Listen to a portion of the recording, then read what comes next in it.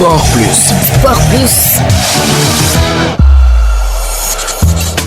Bonjour et bienvenue dans votre rubrique sportive Sport Plus. Renoncement aux voies de recours de la Fédération sénégalaise de football. Malgré les sanctions infligées par la commission de discipline de la CAF, la Fédération sénégalaise de football annonce à travers un communiqué rendu public le 31 janvier 2026 qu'elle ne fera pas appel à la décision disciplinaire rendue le 28 janvier par le jury disciplinaire de la Confédération africaine de football. Cette décision de la Fédération sénégalaise de football est jugée intelligente par le spécialiste en droit du football et également agrégé de droit privé Abdoulaye Sakho. Selon lui, c'est une démarche perçue comme un respect profond à l'institution judiciaire de la CAF. Le professeur écarte tout de même tout risque pour une éventuelle suite de la procédure. Si le Sénégal dit moi je ne vais pas faire appel, peut-être on peut le considérer comme un profond respect de l'institution judiciaire et cela pourrait être un point de plus ou en tout cas une faveur pour le Sénégal dans l'examen du cas plus tard. On va dire bon, eux, au moins ils respectent les décisions qui ont été prises, même s'ils avaient le droit de faire appel, ils ont décidé de respecter la décision de première instance. Je crois que c'est une très bonne chose. Est-ce qu'il y a un risque? Non, je ne crois pas. Au contraire, ce que je voudrais dire par rapport à cela, c'est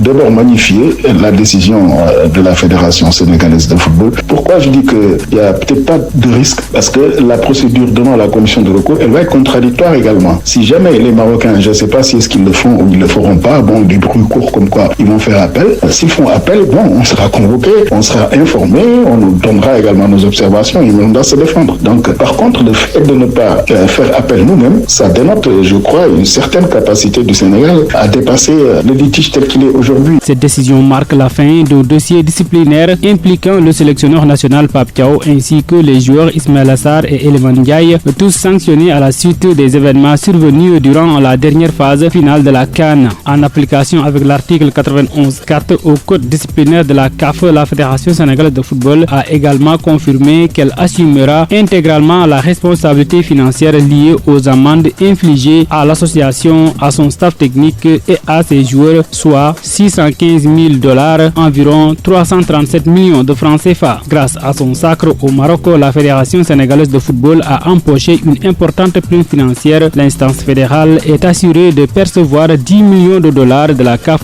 soit environ 5,5 milliards de francs CFA. Dans le communiqué, la FSF réaffirme aussi sa détermination à défendre ses droits et ses intérêts légitimes au sein de l'instance du football africain, mais précise qu'elle le fera dans un esprit de loyauté institutionnelle. Chelsea casse le prêt de Mamadou Sarr à Strasbourg. C'est un coup de surprise dans ce dossier, dit Mamadou Sarr. Le club anglais de Chelsea a officiellement décidé de mettre fin de manière anticipée au prêt du jeune défenseur sénégalais à Strasbourg alors que la saison est en cours. Arrivé en Alsace pour gagner du temps de jeu et poursuivre sa progression, Mamadou Sarr avait progressivement trouvé sa place dans l'effectif strasbourgeois. Mais du côté de Londres, les dirigeants de Chelsea ont finalement choisi de changer de stratégie, estimant que le joueur devait être rappelé plus tôt que prévu. Selon les informations, cette décision serait liée à des besoins internes au sein de l'effectif de Chelsea, une réévaluation du potentiel du joueur ou une volonté de mieux encadrer son développement à court terme. Pour Strasbourg, ce départ anticipé représente un coup dur alors que le club comptait sur Mamadou Sarr pour la suite de la saison. Pour le joueur, c'est un tournoi important dans sa jeune carrière avec une opportunité de se rapprocher du très haut niveau en Premier League. Reste désormais à savoir si Mamadou Sarr sera intégré au groupe professionnel, repositionné dans un autre projet ou prêté à nouveau dans les prochains jours. En tout cas, le jour est attendu lundi à Londres. En Espagne, la 22e journée s'est jouée. Le Real Madrid s'est imposé in extremis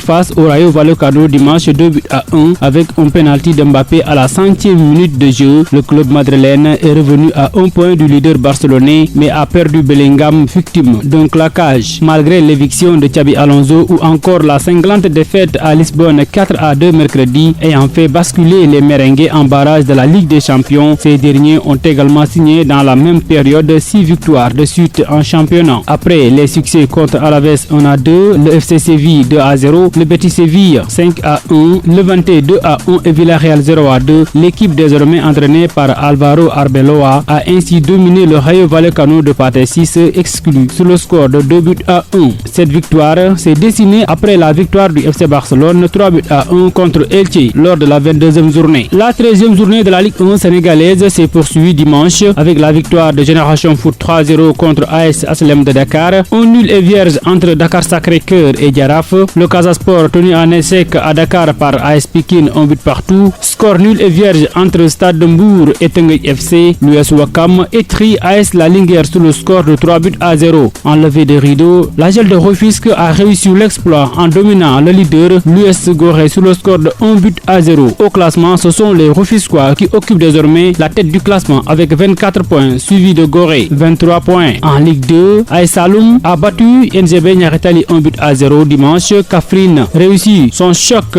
contre Oslo 2-0. Score nul et vierge entre Duc Ndiambour, Djambar et Guelwaar, alors que Thiès FC a dominé l'US Sport sur le score de 1-0. Samedi, Amitié FC a été tenu en échec par AS Bambey et au programme de ce lundi, Teranga SC reçoit AS Douane à 16h30. À la même heure, SMA FC accueille Diamono Fatick. La Fédération sénégalaise de lutte a condamné l'acte de violence survenu le 30 janvier lors du face-à-face entre Petit Baïfal et Boy Dakar en prélude à leur combat prévu le 7 février. Le dossier a été transmis aux instances disciplinaires et est traité en procédure d'extrême urgence avec des sanctions possibles.